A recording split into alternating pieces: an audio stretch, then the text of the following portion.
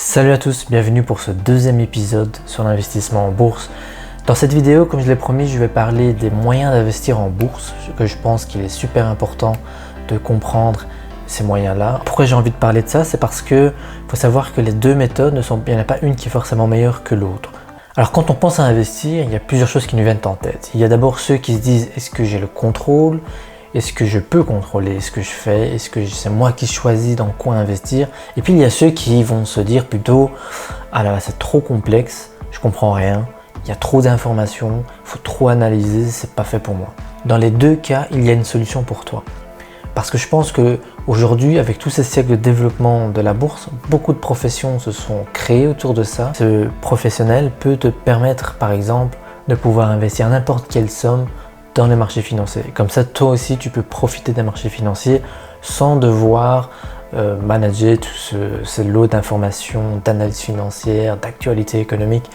Donc, il y a des solutions pour tous, pour que tout le monde puisse en profiter. Alors moi, quand j'ai commencé à investir, par exemple, c'est un peu particulier parce que je connaissais un peu les marchés financiers et leur mode de fonctionnement parce que c'est un peu, ça fait partie de mon job. Par contre, je me suis aussi posé les mêmes questions de savoir est-ce que j'investirais par moi-même ou est-ce que je confierais mon argent à des professionnels. Le problème en fait, c'était non pas la raison de savoir quel retour je pouvais espérer chez l'un ou l'autre, mais de savoir mon degré d'implication.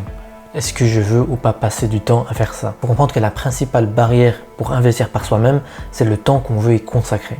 Parce qu'il faut du temps pour analyser, suivre l'actualité économique, suivre les entreprises dans lesquelles on a investi.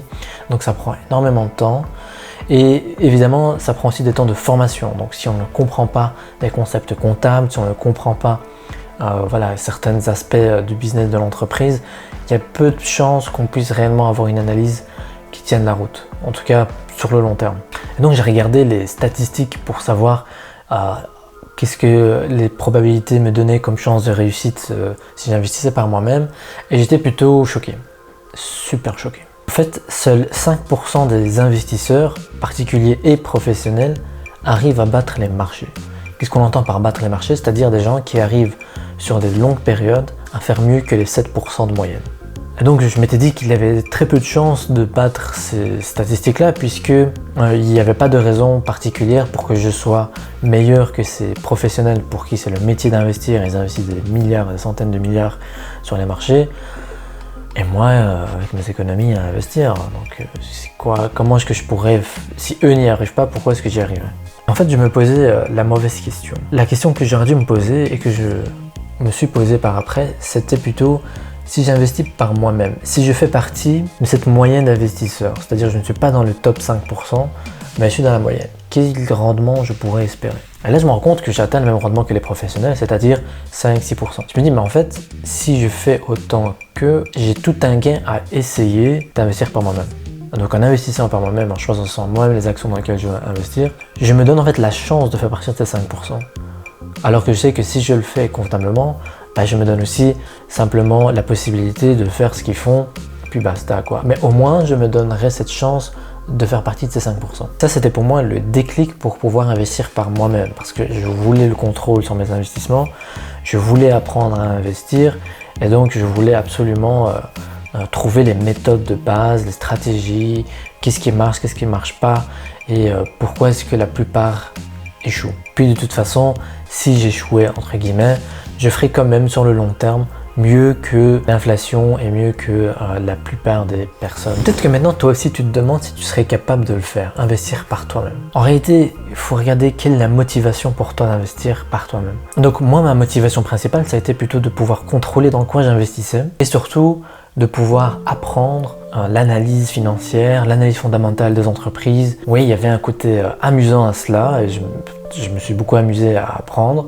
Je m'amuse encore à continuer les analyses. Et donc maintenant tu dis ok, mais j'ai quand même envie de le faire par moi-même. Tu vas dire alors comment faire? Il y a en bourse pas moyen de pouvoir passer ces ordres directement. Donc tu ne peux pas demain dire j'envoie un ordre sur papier hop, à la bourse de Bruxelles ou de Paris. Par contre, il faudra passer par des courtiers. Les courtiers de bourse sont en réalité juste des plateformes dans lesquelles tu peux passer tes ordres d'achat ou de vente. Et ces plateformes vont aussi garder pour ton compte tes actions, mais aussi ton argent, par exemple sur un compte bancaire, si tu souhaites utiliser cet argent pour investir. Les courtiers ont un rôle super important puisque c'est eux qui rassemblent les ordres, les envoient à la société de bourse et qui ensuite, voilà, toutes les démarches avec les chambres de compensation. Mais en gros, ils s'assurent que tu passes ton ordre, tu reçois les actions qu'elle t'a achetées ou tu reçois l'argent pour les actions que tu as vendues. Ces entités sont régulées. Donc il y a en France, par exemple, la CPR donne son agrément pour les entreprises d'investissement. Pareil en Belgique, c'est la FSMA qui le fait. C'est faire très attention quand on te propose des services d'investissement de ce type. Regarde que ces structures soient enregistrées ou pas à la CPR ou à la FSMA. Et donc pour vérifier ça, tu peux aller voir sur leur site internet. Ou alors en France, tu peux aussi aller voir sur le site regafi.fr. Tu pourras trouver si oui ou non la société d'investissement qui te vend ces services est enregistrée ou pas. Donc ces courtiers ont des applications mobiles ou par internet et sur ces applications tu peux très facilement passer des ordres. C'est comme ça en fait que tu peux investir en bourse assez facilement partout dans le monde juste avec une connexion internet une fois que ton compte est ouvert évidemment et que le compte est approvisionné avec de l'argent ou des actions. Par contre les courtiers ne te donnent pas forcément des conseils dans quoi investir. Selon les courtiers, tu vas avoir des conseils qui vont plus ou moins avoir du sens. Et là, il faut être vigilant parce que même si la loi a changé, il y a encore des courtiers qui avaient mauvaise réputation à l'époque à cause de leurs problèmes, entre guillemets, scandales qu'ils ont générés.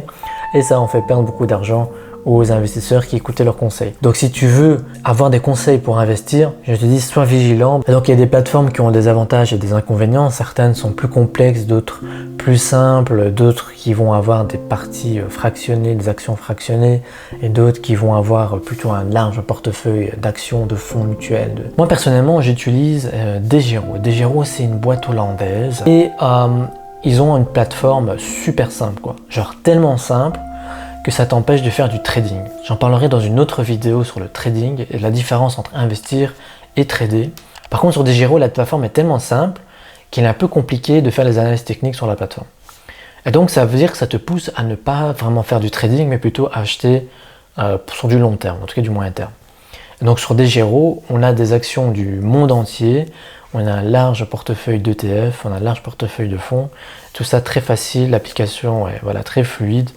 Et leur principal intérêt aussi, c'est que les aspects fiscaux sont pris en charge dans DEGIRO automatiquement. Mais tous les produits ne sont pas accessibles évidemment sur les plateformes des courtiers. Il y a encore une législation qui vient s'ajouter et c'est ce qu'on appelle le MiFID. Donc je vous ai dit à la fin, vous allez être des professionnels du monde de la finance. Et donc c'est quoi la législation MiFID? C'est simplement une réglementation qui impose dans 2 millions de paragraphes plein de règles et de petits trucs compliqués pour dire simplement aux courtiers, mais aussi aux banques et à toutes les institutions financières, de prendre des mesures pour garantir la protection des investisseurs. Il y a beaucoup d'investisseurs à qui on va leur dire « Ah tiens, tel produit c'est super intéressant, avec ça tu vas gagner », alors qu'ils comprennent absolument rien parce que c'est des formules mathématiques hyper complexes, des produits dérivés hyper complexes, et au final ils sont à voir parce qu'ils ne comprennent pas comment ça marche. MiFID vient un peu régler ce problème. Donc quand vous ouvrez un compte et vous voulez commencer à acheter sur ce compte, alors oui, vous allez devoir passer par ce questionnaire et ce questionnaire va vérifier vos connaissances techniques des produits que vous voulez acheter. Vous le faites qu'une fois et si vous échouez, vous ne pouvez pas accéder aux services, à ces produits donc. Par contre, certaines plateformes permettent de repasser le test plusieurs fois. D'autres mettent un délai, donc ça dépend un peu des courtiers et chacun comment il fonctionne. Et donc si tu veux investir par toi-même, donc j'imagine que tu as déjà commencé à t'intéresser à l'actualité économique ou à suivre déjà quelques entreprises qui t'intéressent. Si tu l'as pas encore fait, ça veut dire bon que tu n'as pas suivi ma précédente vidéo sur se préparer à investir. Donc voilà, je te conseille vivement de continuer à suivre l'actualité économique et à déjà repérer des entreprises qui t'intéressent, juste des marques que tu connais, des marques qui t'intéressent, que tu aimes, et savoir si ces entreprises valent la peine ou pas que tu investisses dedans. Parce que parfois, quand on connaît tellement bien la marque, on connaît très bien l'entreprise, bah, on a déjà un avantage sur les autres investisseurs qui, eux, ne connaissent pas forcément aussi bien. Mais si tu trouves tout cela compliqué, alors dans ce cas, moi je te dis, n'investis pas par toi-même parce que en fait, tu risques même d'atteindre des rendements zéro, quoi. Si tu ne veux pas te passer autant de temps là-dessus, mais que tu veux quand même profiter du rendement des marchés financiers, c'est que tu passes par des professionnels. Et quand je dis professionnel, ça ne veut pas dire le gars qui vient sonner à ta porte en te disant « Donne-moi ton argent, je vais investir pour toi ». Même les professionnels sont agréés. Il y a aussi des agréments auprès des autorités financières. Là, je te aussi recommande d'aller vérifier quand tu confies ton argent à quelqu'un, de voir s'il est ou pas agréé. Et dans cette industrie, les dominants sont les fonds de pension. Les fonds de pension sont en fait des fonds qui collectent l'argent des travailleurs, des épargnants qui souhaitent mettre de côté pour leur pension. Ces fonds donc ont le rôle de investir cet argent sur les marchés financiers pour permettre de garantir une bonne épargne, une bonne retraite aux épargnants. Bon, ceci de ces fonds de pension, c'est que quand les personnes commencent à investir dans un fonds de pension, le fonds de pension, lui, va regarder quand cette personne va passer à la retraite et va adopter toute une stratégie plus ou moins conservatrice pour garantir un maximum de rendement à cette personne. Mais évidemment, il faut optimiser le risque, c'est-à-dire que plus la personne approche de l'âge de la pension, plus ils vont diminuer le risque d'avoir des variabilités importantes. Parce qu'en bourse, vous avez une moyenne de 7%, mais en réalité, il y a des années où vous pouvez faire moins 30, et des années où vous pouvez faire plus 30. Mais le souci, c'est que ces fonds de pension, eux, doivent constamment, tous les mois, tous les ans, sortir de l'argent et garantir donc aux pensionnés d'avoir toujours des fonds, même si ce n'est pas le rendement le meilleur, c'est au moins un rendement. Et donc ces fonds de pension jouent sur des mélanges d'obligations et d'actions. Donc plus ça s'approche de la maturité de l'épargnant, plus ces fonds vont être investis dans des obligations. Un autre moyen d'investir, par exemple aussi en confiant son argent à d'autres, ce sont les assurances vie. Et donc les assurances vie en fait sont un contrat, mais plutôt un contrat d'investissement. Vous confiez votre argent à l'assurance qui, elle, va le mettre dans un fonds. Donc l'assurance est un intermédiaire. Et l'assurance vie, pourquoi l'assurance ? En fait, l'assurance va garantir le rendement, par exemple si c'est une branche 21, mais elle peut aussi ne pas garantir le rendement si c'est une branche 23. C'est la différence entre la branche 21 et la branche 23. Mais si le rendement est garanti, c'est que le rendement est très faible. Ils investissent principalement dans des obligations. Et donc, quand on connaît que les taux d'intérêt aujourd'hui sont très faibles, il y a beaucoup de branches 21 qui ne rapportent pas grand-chose, par exemple. Mais voilà, moi, ce que je recommande par contre pour ceux qui veulent investir par le biais de professionnels, c'est de regarder par exemple des fintechs comme YoMoney qui possèdent des comptes titres, des comptes pairs pour les assurances pension, accessibles aussi bien aux Français qu'aux Belges, et ces comptes-là sont investis de manière automatique dans des portefeuilles d'ETF. Quoi l'avantage, c'est que c'est beaucoup moins cher que passer par des professionnels humains et ce genre de choses, parce que là c'est robotisé et c'est très efficace puisque ces dernières années ils ont assez bien performé et ils ont suivi la moyenne et la très haute moyenne. C'est un excellent moyen pour ceux qui ne veulent pas trop se casser la tête à investir sur les marchés financiers et en plus avec d'excellentes conditions. Donc voilà, je te remercie d'avoir regardé cette vidéo. Si tu veux optimiser tes rendements sur le long terme, alors moi je te conseille plutôt d'investir par toi-même, mais alors il faut consacrer du temps, apprendre à la compta, suivre l'actualité financière, être super discipliné. Mais aujourd'hui, il y a de plus en plus d'alternatives plutôt bon marché pour que tu investisses aussi à travers d'outils faits par des professionnels. Donc par exemple, il y a YoMoney qui est un excellent outil, mais il y en a d'autres, des robots advisors, des robots investisseurs qui font ça très bien. On en reparlera dans d'autres vidéos et dans les prochaines vidéos de cette série, on va parler des qualités plutôt psychologiques pour être un bon investisseur. On va aussi parler des stratégies qui ont prouvé leur efficacité, mais également comment se fixer un objectif personnel comme investisseur. Donc voilà, l'agenda est plein.